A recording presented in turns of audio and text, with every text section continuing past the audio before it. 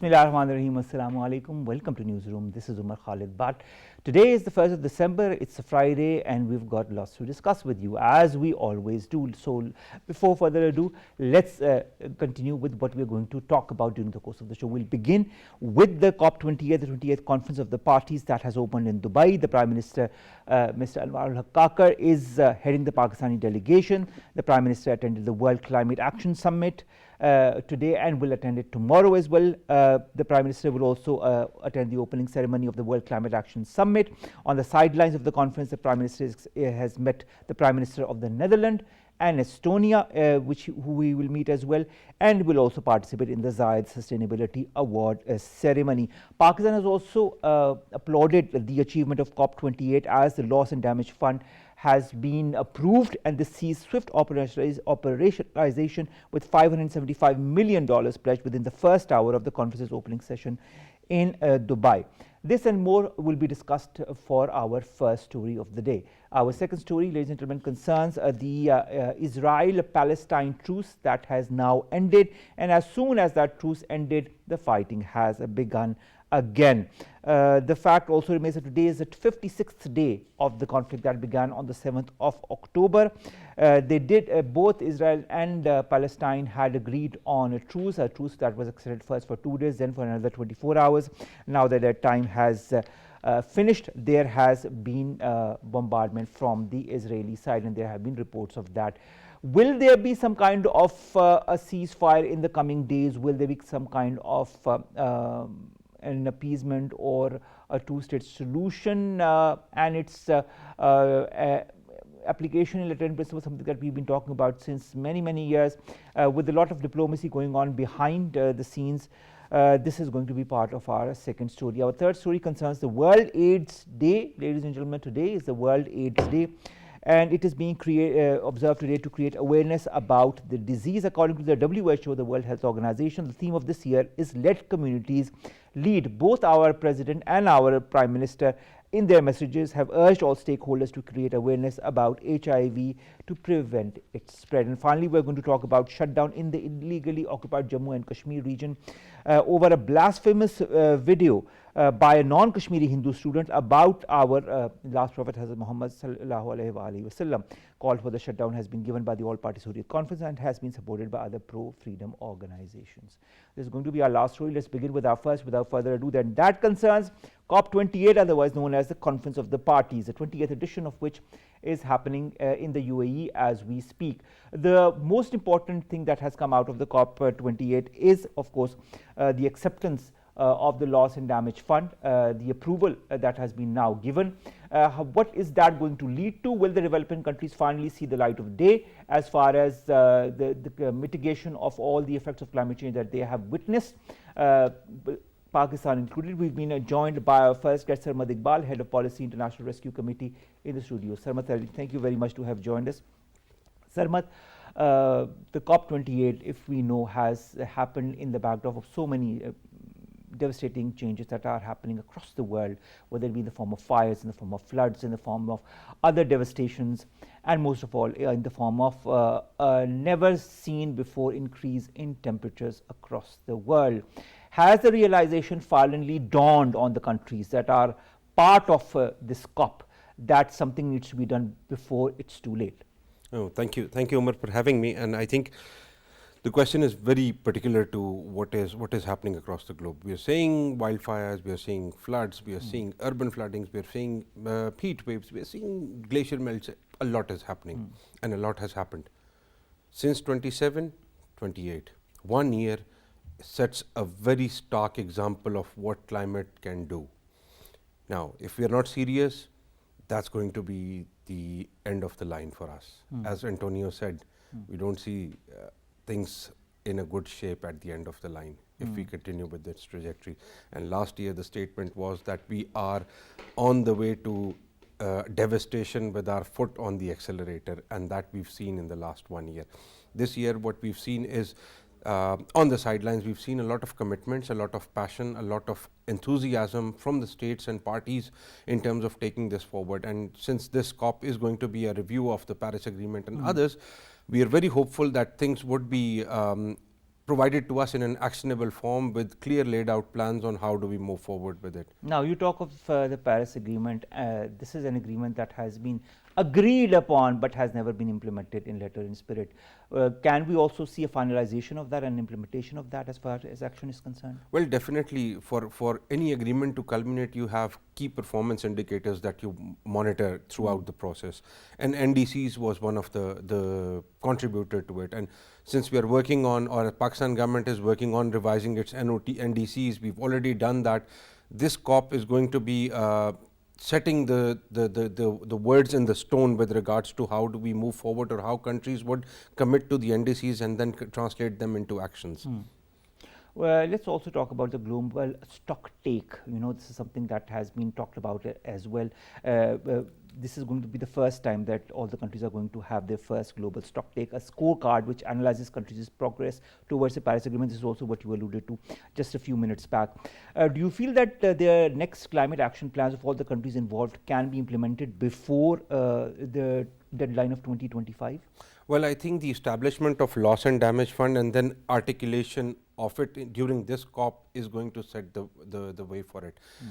IRC is also very heavily focused on the agenda of loss and damage, promoting the case of vulnerable countries across the globe, not just Pakistan. But Pakistan has become an example in 2022 with the impact it has faced with regards to the climate changes, the rains, the weather pattern changes, and a lot that has happened during the years.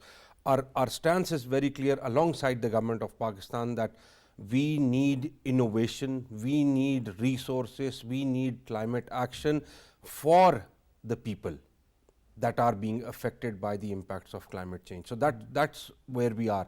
And organizations like us and governments, they're also on this trajectory, and they're really pushing forward to these things being materialized, these commitments being materialized, and priority of all is the loss and damage fund that needs to be given out. All right. $575 million that were pledged within the first hour of the conference's opening session in Dubai, which includes $225 million committed by the European Union. There's one thing of committing, there's one thing of actually paying. Will that payment actually happen, you know, because we've seen a lot of pledges last time as well? Well, that's what IRC is advocating for, with our President and CEO, David Miliband, present at the COP with having sideline meetings with head of states, and that is what we are committing, and that is what we are articulating, that is what we are advocating for, that this fund needs to have an actionable plan and translation for the countries who are the most affected due to climate change. Antonio Guterres is also somebody you talked about. He is the Secretary General of the United Nations. He was very appreciative of the operationalization of the loss and damage fund, but urged developed countries to lead the efforts for drastic emission cut. Well, you know, we've been talking many a times for that emission cut. We've talked many a times for the increase in temperatures that is caused by the non-cutting of the emissions. Will this year be any different? Well, I think we have to make this year a different, whether it's the national commitment or a global commitment, because we've reached to a level where if we exceed that, there's no turning back. And in our last conversation, the report about the broken records that we referred to from the environmental protection agencies, like it's telling us that it's the end of line, and we need to realize that if we don't do something about it, we are going to fall, or we are going to get a really hard blow. Britain's King Charles, while he was addressing this summit, says that the global economy will be in peril unless environment is rapidly repaired. How intertwined are both? Well, he also referred that Pakistan has been one of the topmost countries affected by climate change. So, economy, politics, people, poverty, dynamics, all these things are at stake here. Our future generations are at stake here. So, definitely when things change, economy gets the first blow, people get the first blow, and their future gets a long-term impact because of all these. So we need to be very serious. Let's talk about the climate finance gap. This is also a very, very important, along with climate justice. UAE President Sheikh Mohammed bin Zayed has announced the establishment of $30 billion fund for these global climate solutions. He says this is going to ensure availability and accessibility as well as affordability. Again, he has announced it. Will it actually be implemented in the fact that the countries like Pakistan will actually be able to use it? Well, I think our delegation this time comprises of high-level people who are really committed to taking these things forward. And I believe that our conversation tomorrow that is happening with the government, our CEO and the government delegates are meeting tomorrow, where we'll be talking about how do we advocate further on strengthening the mechanisms. And definitely this conversation is going to be part of it with regards to how these mechanisms would be articulated in the coming 15 days or 2 weeks to be exact. 2 weeks is the window that we are looking at for decisions, for way forward, for us as climate justice practitioners, climate advocates, to see how things are evolving, how things are being planned, and how serious all the community is. Is climate justice still a reality for the developed countries? Is it something they are serious about? Well, I won't say it's not a reality, it is a reality, but sometimes we are used to shutting our eyes to the truth. So we need to have a consistent reminder being given to these countries that this is somewhat of your responsibility and you need to take action. At the same time, it's an action that needs to be taken by the impacted countries as well. Pakistan, alongside other countries, needs to build its case very strongly with regards to the impact that it is having or it is seeing or it is bearing because of the practices that others are doing.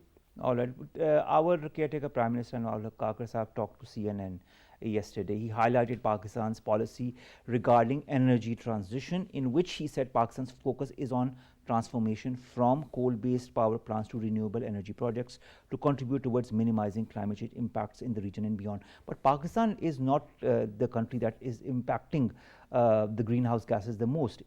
We are less than 1%, if I'm not wrong. There are so many other countries that are much, much more. Nevertheless, how important is this transition for Pakistan?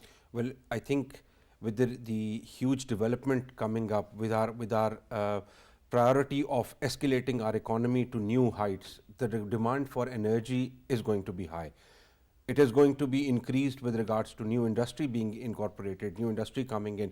So how are we going to do that? Should we adopt the old practices of emission-based industry, or should we transition to the new innovative technologies and bringing in new technologies from other countries as well? So it's like, we need innovation in country, we need to move into more cleaner and cheaper ways of generating electricity to suffice the need of the country with regards to that. So there's a very direct correlation between the development and the emissions. So if our industry is not innovative, if our generation is not innovative, our development is going to escalate that number of contribution that we claim to have of 1%. So as we grow, the emissions would also grow alongside our economy, and that is what we need to control. So that is why shifting to innovation, renewable energy options is a must, so that cheaper things could actually push the economy upward. Sarmad, Pakistan has reaffirmed its dedication to actively engage and lead developing countries on the critical issues of climate change. How important is this Pakistan leading? We've seen how it was important last time with the loss and damage fund as well.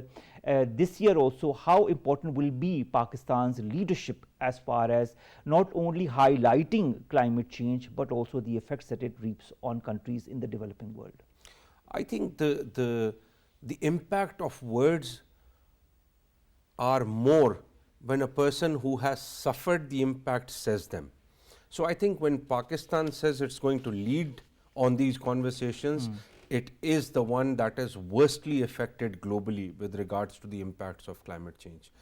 It has seen 33 million people being displaced. It has seen the impact on economy. It has seen the impact on household food security. There's a huge stake of Pakistan here. So Pakistan is going to be very seriously leading that, and at the same time other developing countries are alongside Pakistan, and we will be building that case. And of course everything gets connected to the finances, resources. So climate finance, pushing for it needs to be our top agenda, and it is our top agenda with regards to giving us funds. By us, I mean not just Pakistan, but all the countries who are suffering from the impacts of climate change, and then actually making those funds into a mechanism which is not straining their economy with regards to being loans, So we need to define a mechanism, whether it's going to be a grant tied to innovation, tied to climate finance, tied to new technology, tied to green energy, tied to new options, tied to everything, but in the end, something good and clean needs to happen. Well, it needs to happen. That is the key question. But also another question is, when will that happen? Tomorrow, our caretaker Prime Minister is going to address the conference. How important will his address be, and what are your expectations from it? Well, I think all eyes are on Pakistan, how they take this thing forward. We were a case study in 2022. We are a case study now. And we should remain the case study for learnings in terms of defining new steps.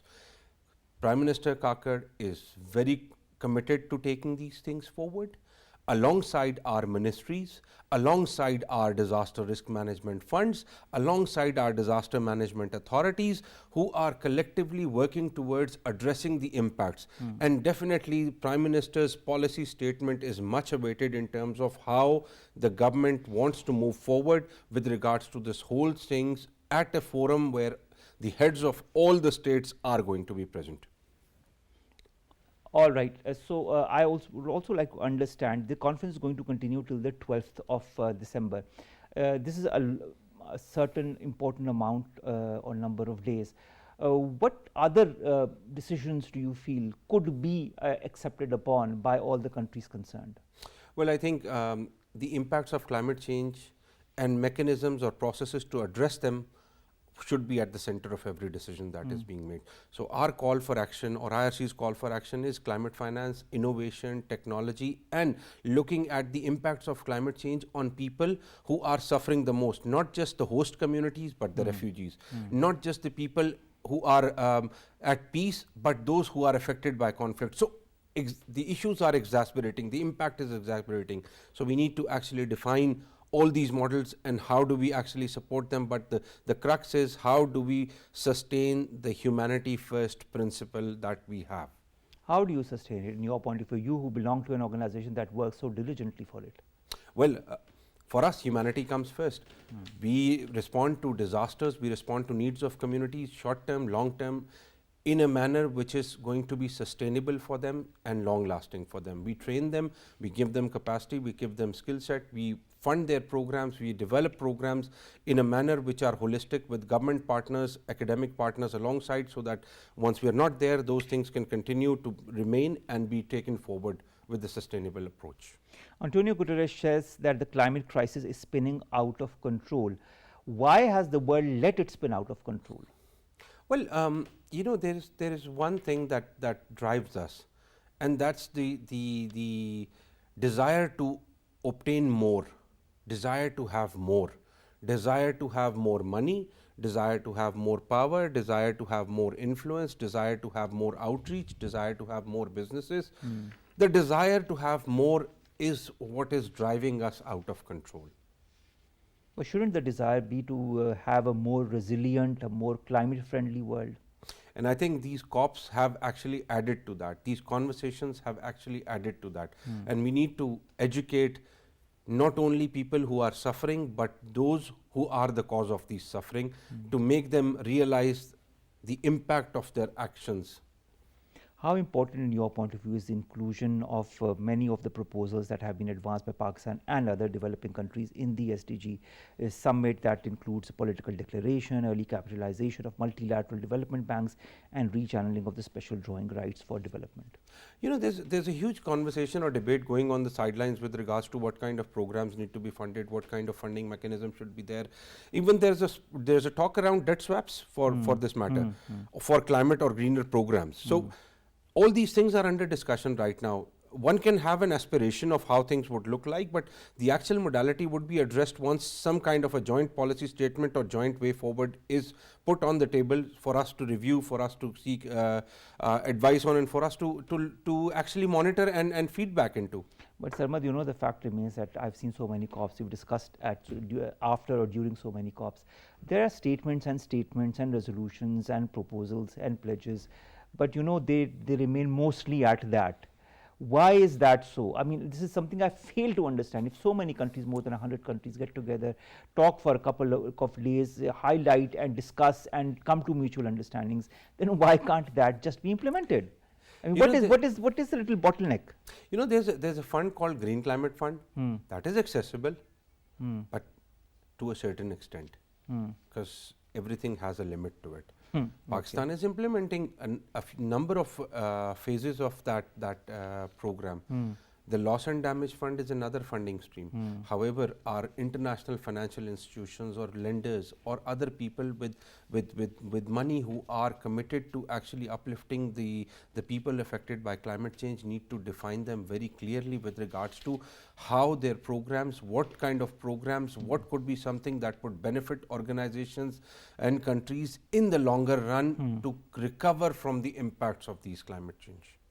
Well, all eyes are on COP28. All eyes are also on Pakistan and our caretaker Prime Minister when he addresses this auspicious gathering, and all eyes are also on the ultimate implementation of all the pledges that have been made, that will be made in forms of real monetary help to all those countries who've been affected by climate change, such as Pakistan.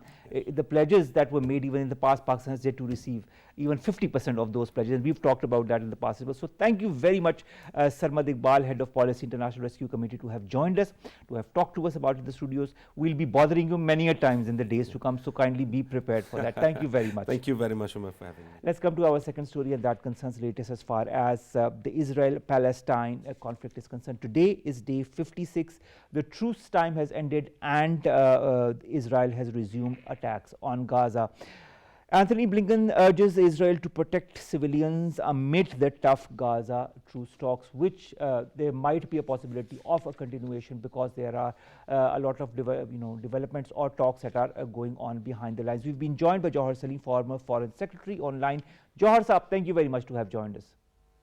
It's a pleasure. Jouhar Saab, first of all, let's talk about the end of the truce and the beginning of the how should I say, the attacks on Gaza by Israel. How do you see this resumption? Do you feel that the world couldn't stop Israel? They couldn't come to some kind of a mutual resolution? Was this just a humanitarian pause, as it had been said? Because a lot of optimism was being generated in certain quarters that it might lead to a ceasefire, a long-term ceasefire, or some kind of a negotiated process. First of all, I think it's basically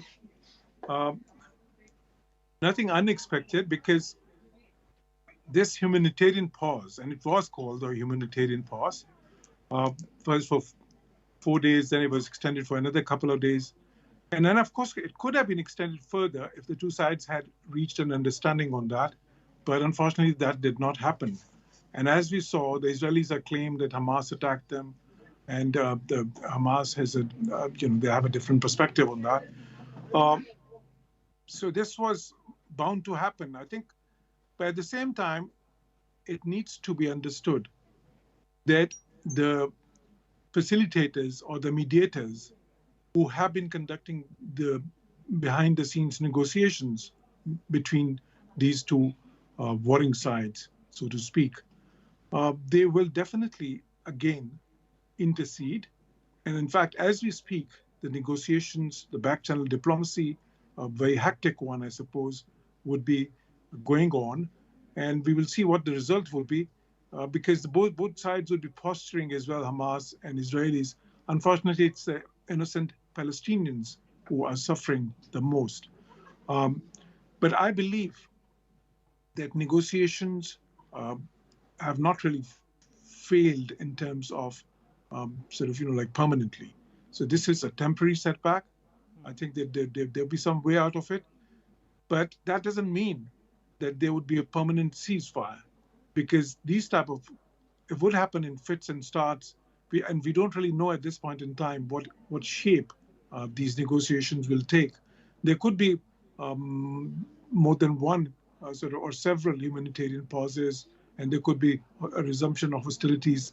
It could be repeated multiple times before we could see some serious result in terms of a permanent ceasefire.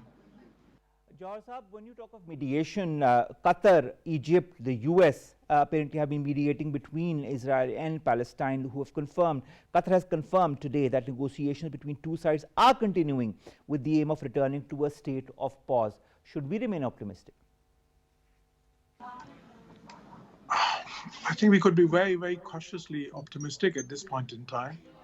The Qataris, Egyptians, the American, of course, there are many facilitators who are working behind the scenes. Now, the problem, as I see, is this. Israel does not want to see a situation where Hamas survives. Survives in the sense if there's a permanent ceasefire, then the Hamas control of Gaza survives. And that is something that Israel does not want to see. And I think that's the crux of the problem. Netanyahu's political future is very much tied to the survival of Hamas.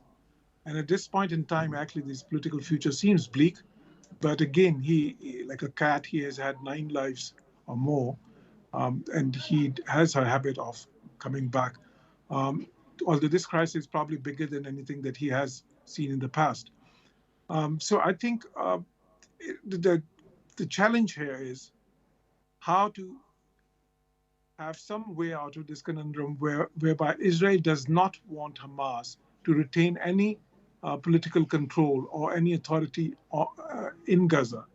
And Hamas, of course, on the other hand, they have the hostages as well. They have the public support at this point in time. And I think the events are not really although Israel has the unproportionate advantage in terms of military power, but in an asymmetric warfare that does not matter as much.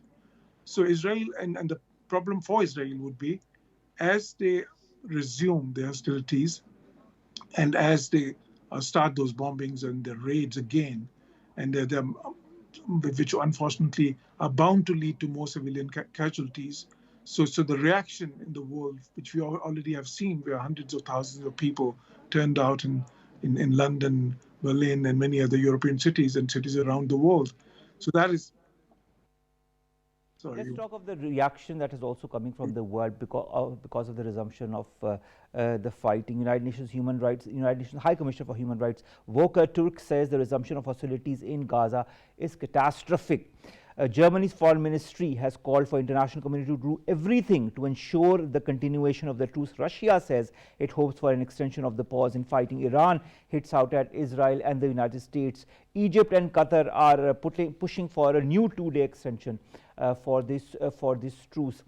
But these small truce, the small 2-day, 3-day, 4-day truce, or extension or in pause or humanitarian pause, what purpose does it serve and who does it serve the most?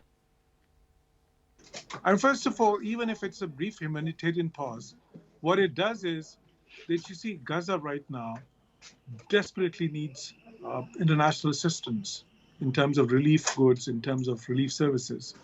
So whenever there's a humanitarian pause, for instance, when we had the last humanitarian pause, there were 300 trucks which came with all the relief goods and subsequently more perhaps. And that is in a place where you have literally 2 million people sort of in a catastrophic situation without any of basic amenities required to survive.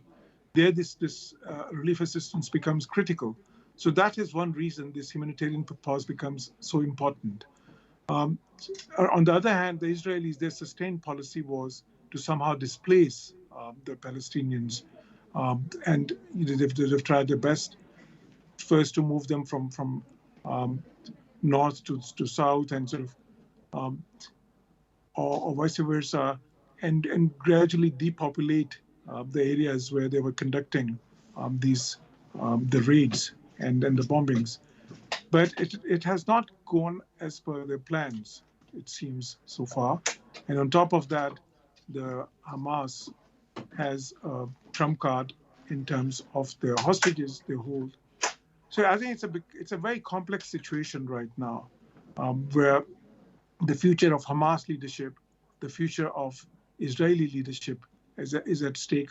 but then again, there's much more at stake, and that is basically the lives of those millions of innocent Palestinians.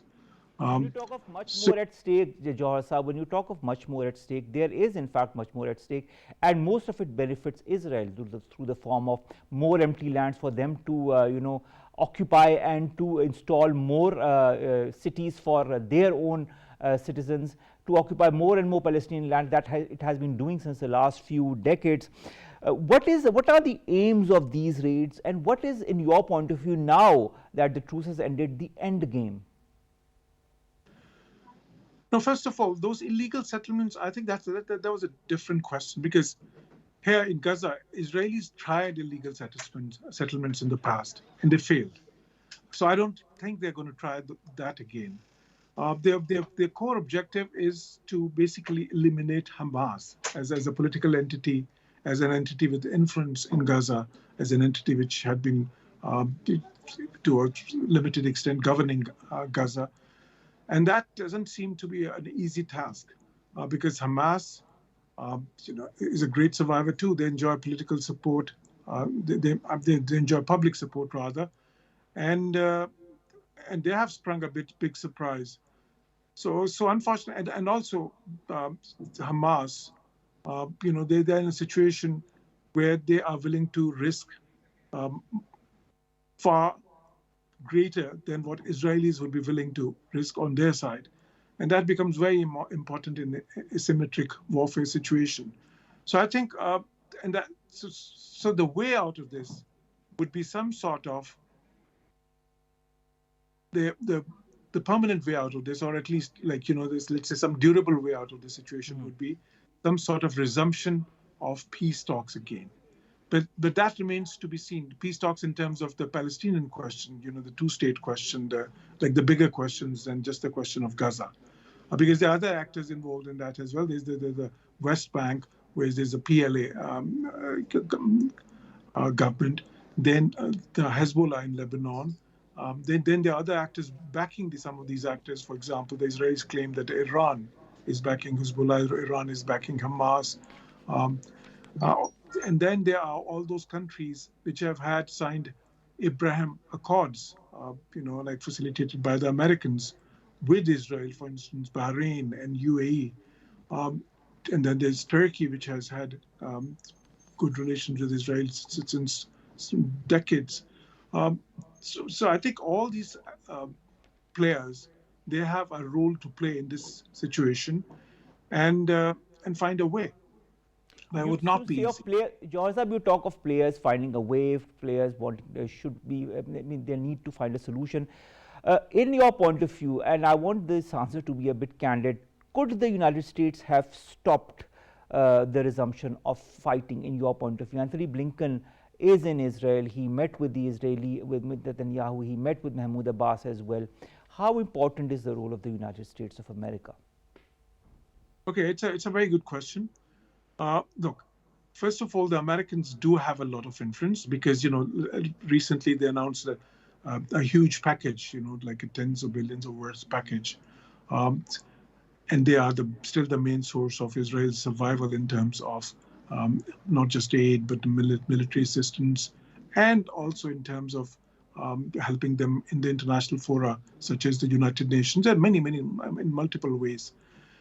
Now, could they have done it?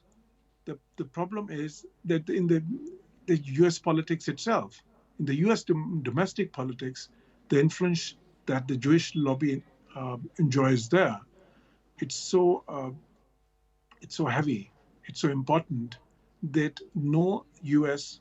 political entity, neither the Democrats nor the Republicans, can afford to antagonize the Israeli leaderships, or and particularly at a time where Israelis are saying that they are faced not just one 9/11, but something bigger than 10 9/11s. So in this type of situation, no American leader would want to be seen as pressurizing Israel in some way. So I don't think that's going to happen. Also, I'd like to understand, from a judicial perspective also, there are war crimes being committed since the 7th of October. in Gaza. Former ICC Chief Prosecutor Luis Moreno Ocampo says that Israel's siege of Gaza is a genocide. Since the 7th of October, accusations of genocide, ethnic cleansing have been used to describe some of the actions of Israel. Could Israel be taken to court? Well, ICJ is there, but the thing is, what we have seen in the past is it's not easy to get a decision, as has been seen. Like ICJ had gotten involved in the Bosnian war, and of course, many personalities from Serbia, for instance, they had been sentenced as well. But I don't see that happening in the case of Israel, because the international institutions that we're talking about, they're heavily influenced by the Western countries or Western powers. And Israel has a great deal of influence in those Western countries. So I think that would be really hard to see something concrete coming. Of course, you can take the case to ICJ, but to get a sentence from there, to get a ruling from there against Israel would not be easy.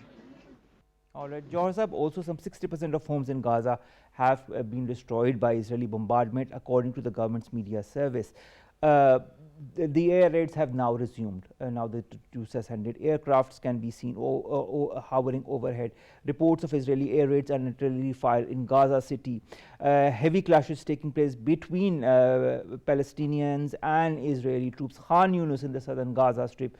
There can be heavy shelling that can be seen, and large smoke billowing in the east of the town.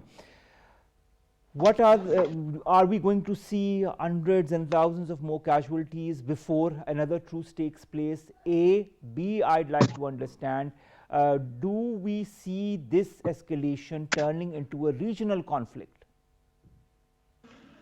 Yeah, that was the concern of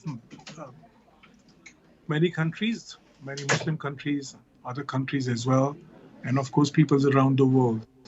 So far that has not happened because of multiple reasons. First of all, the threat of Hezbollah joining this conflict did not materialize. And why it did not materialize? Because there was hectic diplomacy after the 7th of October with countries which are members of Abraham Accords, for instance, countries such as the US, and countries which could act as a bridge between Iran and the US and Iran and Israel in terms of back-channel diplomacy. So I think it was because of the concerted efforts that Hezbollah stayed out of this conflict. And then the US Navy, they brought some of their vessels in the region, presumably to thwart any action from Iran, which could have widened the conflict. So I think because of these, and some other actions, the conflict has been contained, so to speak, within Gaza. But if it persists, for months and sort of, then it's hard to predict, because then there's always a chance that the conflict could get widened, and that is why it's imperative that the powers, the actors which are involved in the back-channel diplomacy, they're able to bring about some sort of, even if very limited understanding, which could result in a permanent ceasefire, an institution of some dialogue of broader parameters. Finally, George Saleem sir, what happens to the people of Gaza, of Palestine, of West Bank? There was assumption of aid trucks coming through the Rafah crossing, but now that the fighting has resumed, what is the possibility of more aid reaching the people who are on the brink of starvation? Are we going to see another humanitarian crisis emanating in the next couple of hours or days? I think because certain amount of humanitarian assistance was able to reach Gaza. So, but it isn't enough, Jouhar Sahib, it isn't enough. No, definitely it's not enough.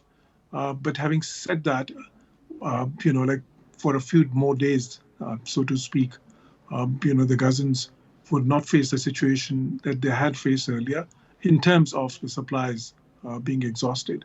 However, if this situation persists, then it would be back to square one.